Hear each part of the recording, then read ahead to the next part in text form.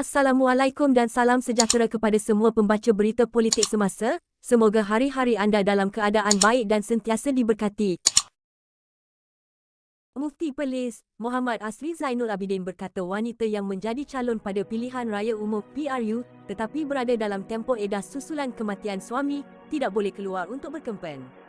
Menerusi satu hantaran di Facebook katanya, mereka wajib berada dalam edah selama 4 bulan 10 hari. Keluar untuk kempen pilihan raya bukan keperluan hidup, yang mana jika dia tidak keluar maka hidupnya terjejas dan hidup seseorang tidak bergantung kepada hal itu, kerana jika dia tidak menyertai berkempen pilihan raya pun tidak menjejaskan keperluan asas hidupnya.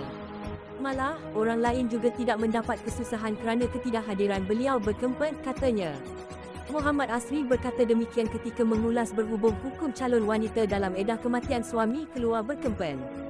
Ia difahamkan sebagai merujuk seorang calon BN Parlimen Padang Besar Zahida Zarek Khan yang dikatakan masih dalam tempoh edah selepas kematian suaminya pada Ogos lalu. Zahida melalui video di media sosial semalam berkata dia membataskan pergerakan ketika berkempen kerana masih dalam tempoh edah selepas kematian suami. Dalam keadaan masih dalam edah, saya membataskan pergerakan diri ketika berkempen bagi mematuhi perintah syarak yang diajar kepada saya, katanya dalam satu rakaman video yang dimuat naik di Facebook untuk memperkenalkan diri sebagai calon BN Parlimen Padang Besar.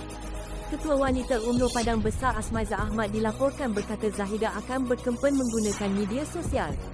Mereka juga, katanya, akan mendapatkan pandangan ulama berhubung kempennya di kerusi itu. Sementara itu dengan merujuk mengikut panduan Al-Quran dan Sunnah Muhammad Asri berkata wanita dalam edah kematian boleh keluar rumah untuk keperluan dirinya yang tidak dapat dilunaskan melainkan terpaksa keluar rumah. Ini khususnya untuk urusan kerja bagi yang jika dia tidak keluar akan menggugat pendapatannya bagi meneruskan kehidupan. Begitu juga untuk perubatan dan keselamatan diri, jelasnya lagi. Tambah Muhammad Asri dalam konteks semasa hari ini, pilihan raya hanyalah perebutan kuasa bukan survival kehidupan seseorang. Bahkan katanya, banyak pihak lain yang boleh melakukan hal yang sama dan tidak bergantung hanya pada orang tertentu sahaja. Namun, jika seseorang berada di suatu tempat atau negara yang penyertaannya menentukan survival umat Islam atau keselamatan orang ramai, maka dia boleh keluar berkempen dalam konteks itu. Pun begitu seseorang calon wanita dalam edah kematian tetap boleh berkempen di rumahnya samada melalui orang yang hadir atau melalui media baharu dengan pelbagai teknologi yang ada. Adapun calon wanita di Perlis berkenaan telah pun menghubungi saya. Beliau memaklumkan kepada saya yang beliau akan mematuhi hukum hakam syarak berkaitan.